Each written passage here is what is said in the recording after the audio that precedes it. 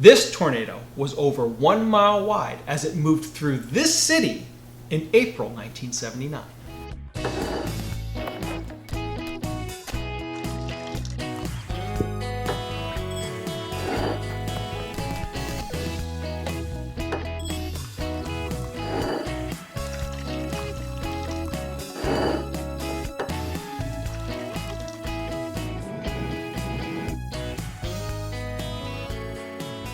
What's up guys, it's Kayla. And Jim. Welcome back to another Meteorology Monday.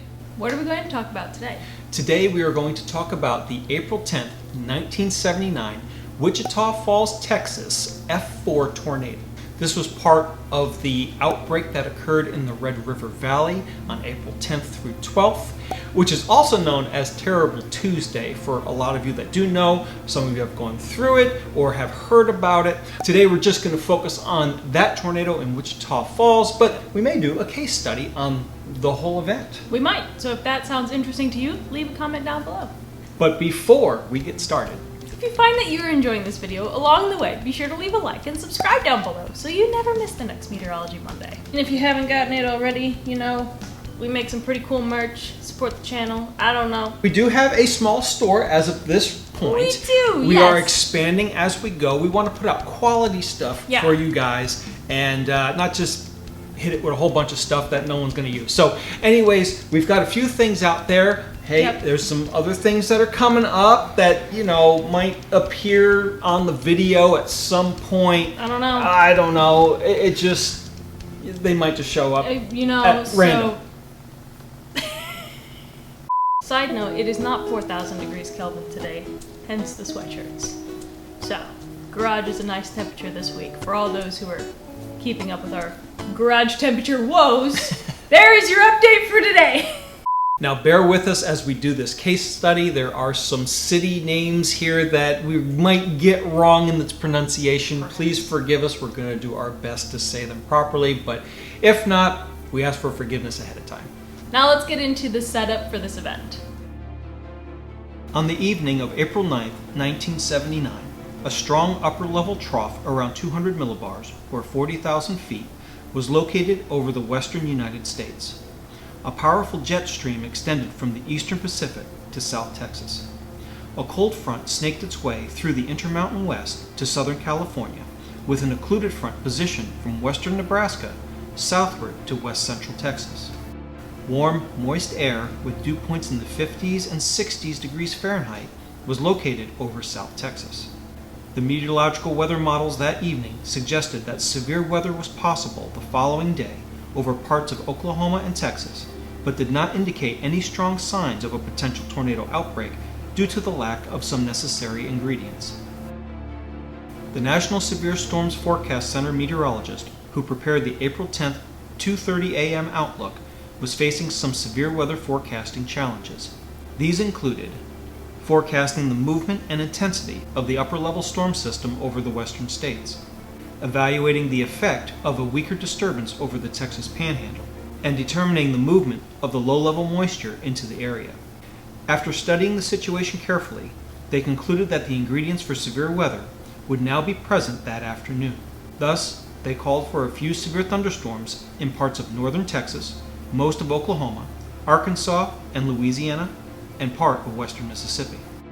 Later that morning, state weather summaries and forecasts for Oklahoma and West Texas mentioned severe or locally heavy thunderstorms.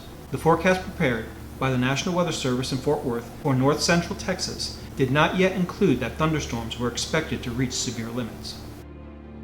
Around 6 a.m. Central Standard Time, the upper-level trough made slow progress eastward and was oriented north-northwest to south-southeast, taking on a negative tilt. This phenomenon is usually associated with a greater potential of severe weather. Extremely strong jet stream winds were moving eastward through northern Mexico, turning northeastward and taking aim on Texas and Oklahoma. At the same time, the occluded front stretched from an intensifying low-pressure center over Colorado south-southeastward into the Texas Panhandle. Stratus clouds covered most of central Texas during the morning hours, creating a stable air mass over the area. The cold front was picking up speed as it moved through western Colorado and New Mexico. To complicate matters further, a warm front over central Texas was starting to lift northward. To the south of the warm front, warm, moist, unstable air was streaming northward. The dew point at the 5,000-foot level over Stephenville, Texas, rose 31 degrees Fahrenheit, or 17 degrees Celsius, over the previous 12 hours, with surface dew points rising to near 60 degrees Fahrenheit, or 16 degrees Celsius. This was causing a rapid increase in instability across the North Texas area. The National Severe Storms Forecast Center continued to monitor hourly surface data, radar summaries, and satellite images to keep track of the progress of the upper-level system to the west and the northward progress of the moist, unstable air mass over South Texas. As the morning wore on, a line of thunderstorms rapidly developed over North Texas in an east-west orientation. Some of the storms produced small hail up to 1 inch in diameter. Satellite images showed the core of the jet stream winds entering southwest Texas. This jet max appeared to be headed toward the northeast and was expected to intensify convection when it reached the unstable air mass. Surface winds over eastern New Mexico and West Texas exceeded 60 miles per hour, causing widespread blowing dust. In stark contrast, the dew point at Marfa, Texas was 10 degrees Fahrenheit, or minus 12 degrees Celsius, compared to dew points near 70 degrees Fahrenheit, or 21 degrees Celsius, over central Texas. This well-established dry line was moving toward the east-northeast at roughly 35 miles per hour, and would further enhance storm development to the northeast later that afternoon.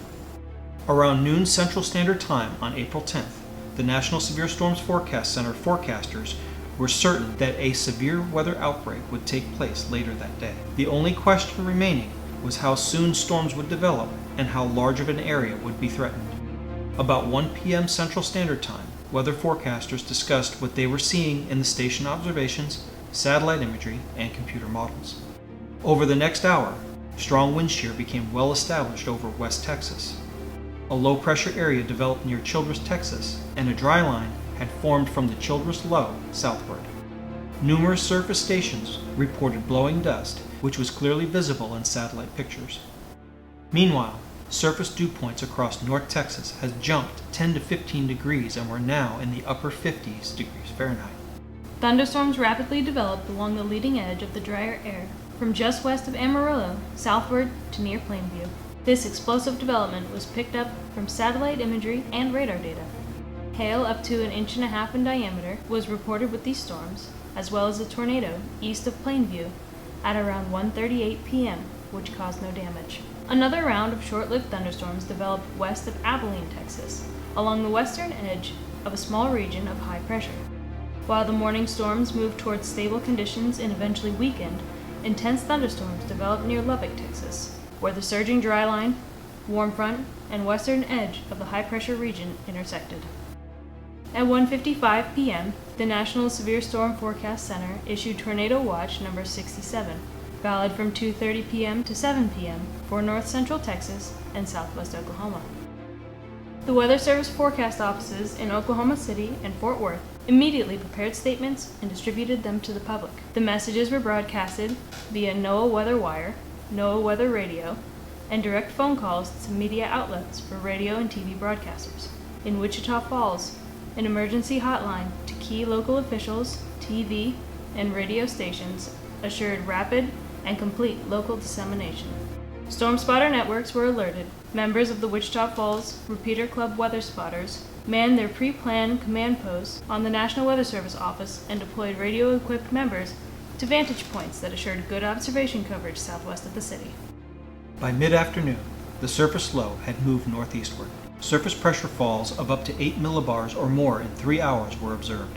Such drastic pressure falls can precede tornado outbreaks. The leading edge of the moist, tropical air had already surged northward across the Red River area, giving Wichita Falls a strong southeasterly wind and a huge moisture surge in the lowest levels. In addition, a low-level jet of 45 miles per hour, or 72 kilometers per hour, developed over north-central Texas in response to the jet max aloft. Around 3:50 p.m. Central Standard Time, radar showed possible new tornado development in Wilbarger County, about 15 miles south of Vernon. The Weather Service office in Wichita Falls advised the Wilbarger County Emergency Operations Center that the storm appeared to be headed for the Oklaunion-Herald area in northeastern Wilbarger County. At 3:55 p.m., the Wichita County Spotter Network was activated.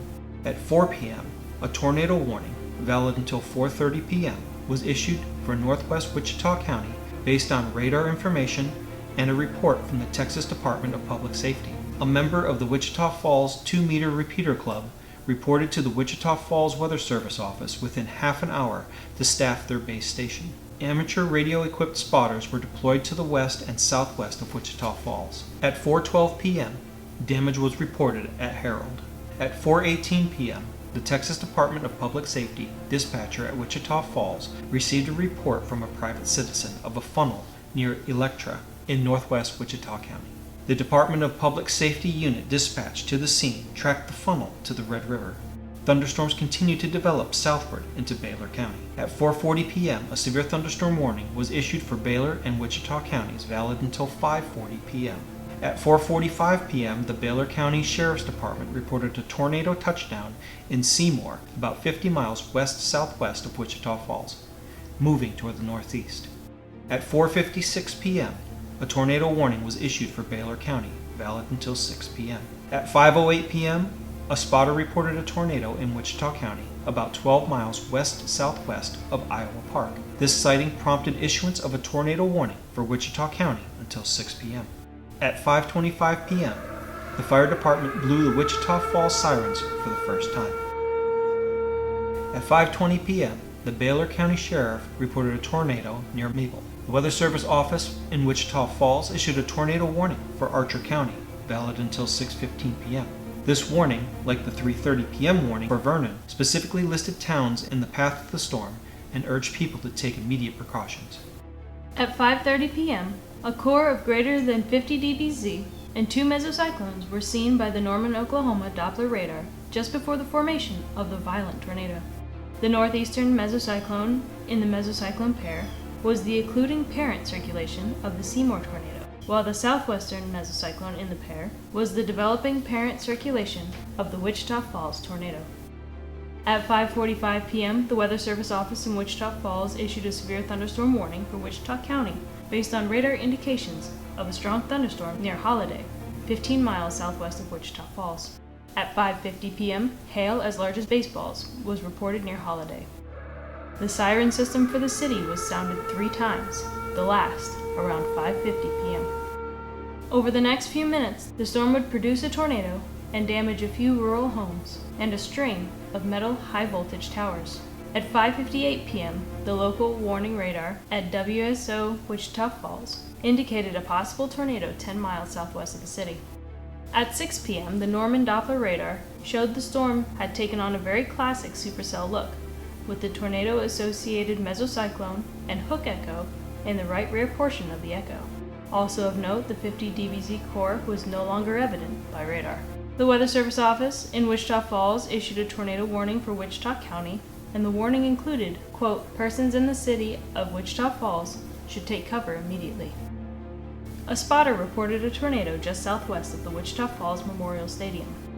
The giant tornado was a massive black column extending from the low striated base of the inky clouds to the ground. Huge pieces of debris were thrown high into the air after striking and severely damaging Memorial Stadium and McNeil Junior High School. The debris was clearly visible from miles away as the storm cut a swath of destruction through the city. Eyewitnesses described details of the storm differently, but they were unanimous on one point. It was an awesome, terrifying experience beyond anything they had ever encountered. The tornado's first fatalities were recorded in the apartment complex and adjoining housing units located across the street from the junior high.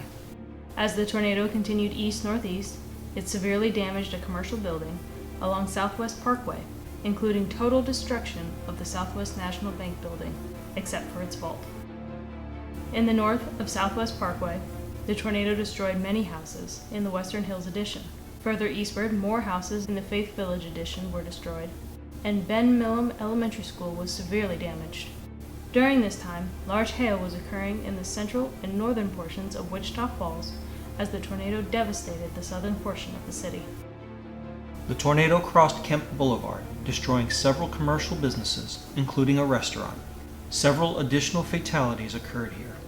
The tornado's worst winds generally missed Sykes Center shopping mall to the south, but a few of the stores were heavily damaged, and many cars in the mall parking lot were blown some distance and stacked on top of each other. Beyond the shopping mall, the tornado crossed a greenbelt area, skirted Midwestern State University on its south side, and severely damaged several more housing additions: Colonial Park, Hirsch, Southmore, South Winds, and Southern Hills. A great number of people tried to flee the tornado as it crossed the south side of the city by getting in cars and driving east on Southwest Parkway, north on U.S. Highway 281, and east again on U.S. Highway 287. The tornado blew many of those vehicles off the roadways, inflicting numerous fatalities. Before leaving the east side of the city, the tornado destroyed the Sun Valley housing area, the Sunnyside Heights Mobile Home Park, and several large commercial businesses, including the Levi Strauss plant.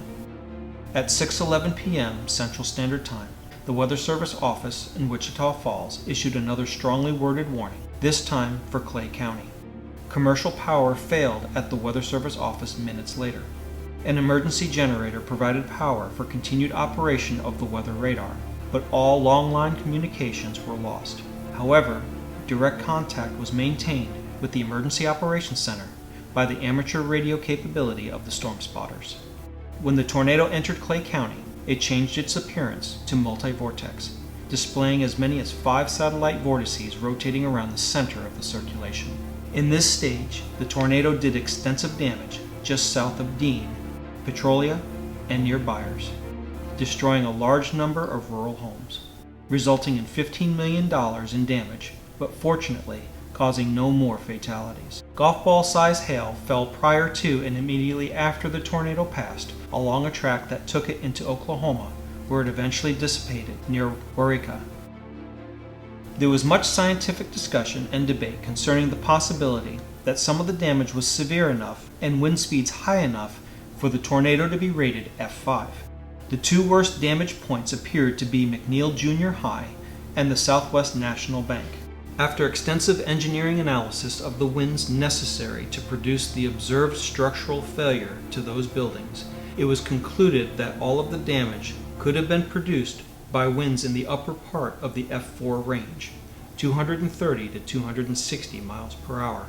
Thus, the tornado damage/intensity was officially rated as a strong F4 tornado.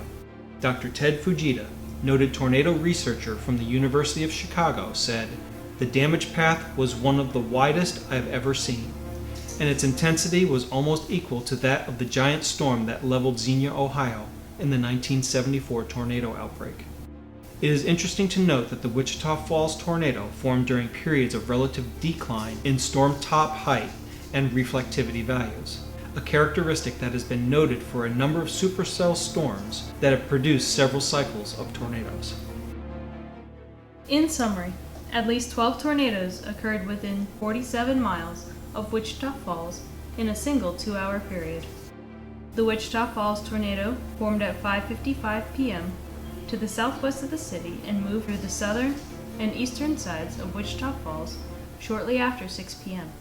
The tornado finally ended near Waurika, Oklahoma, after traveling 47 miles.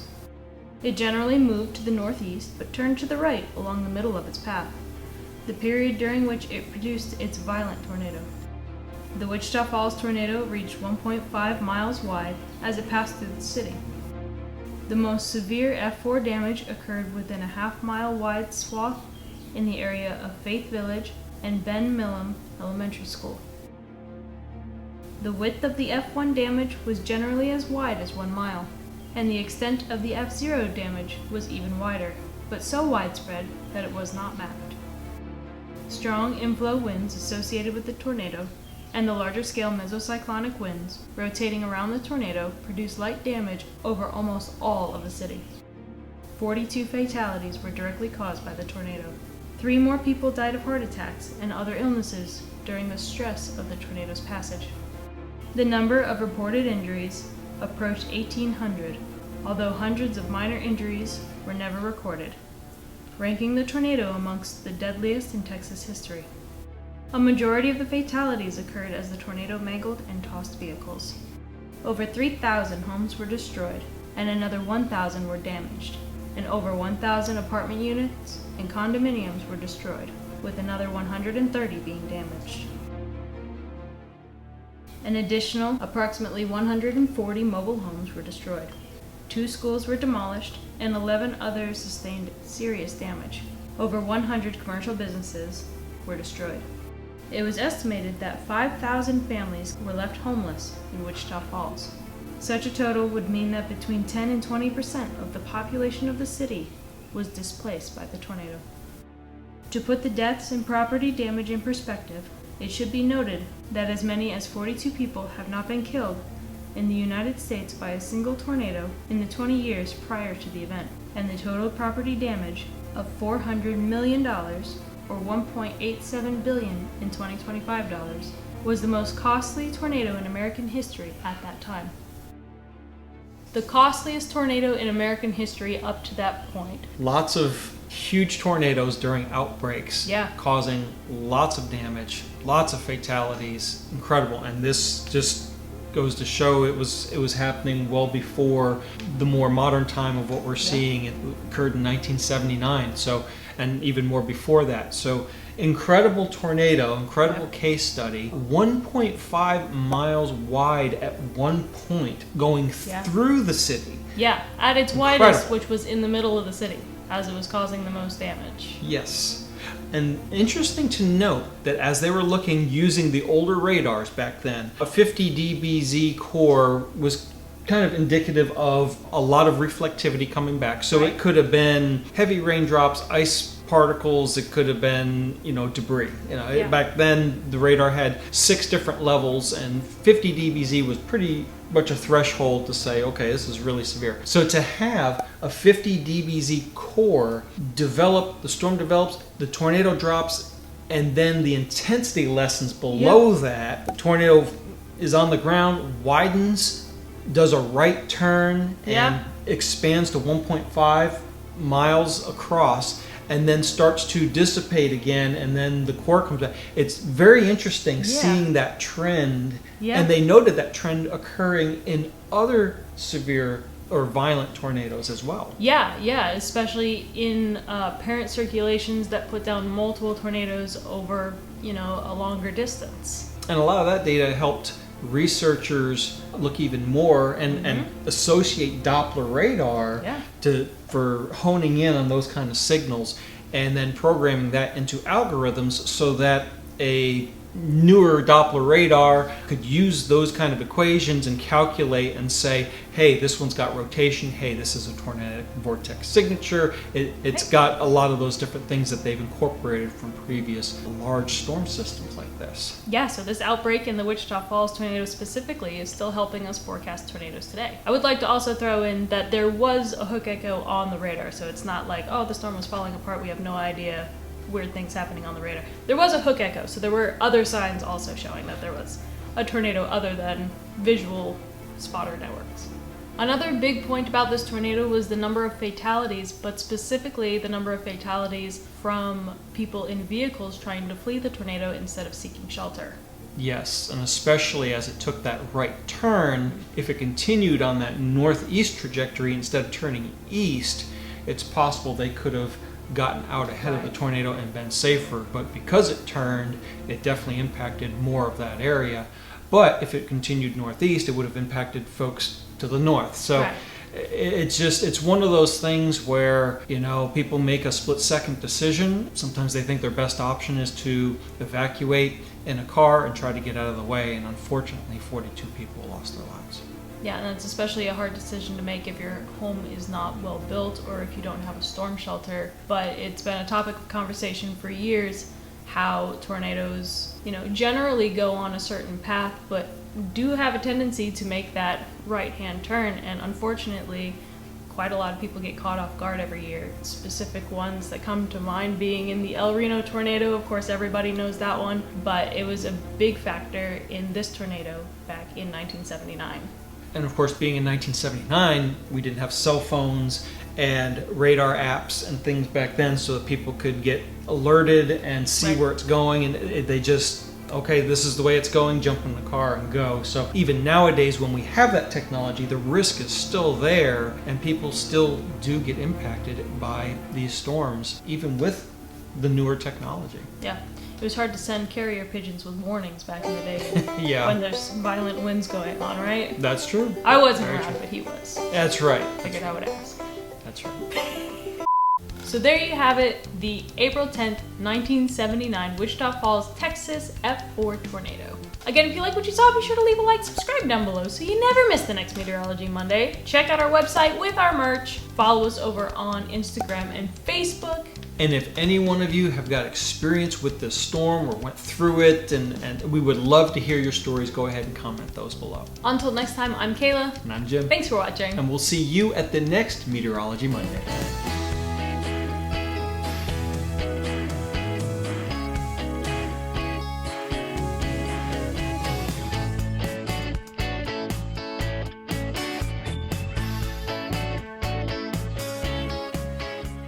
F4 tornado. Excellent. Nailed it. That was take 4, by the way.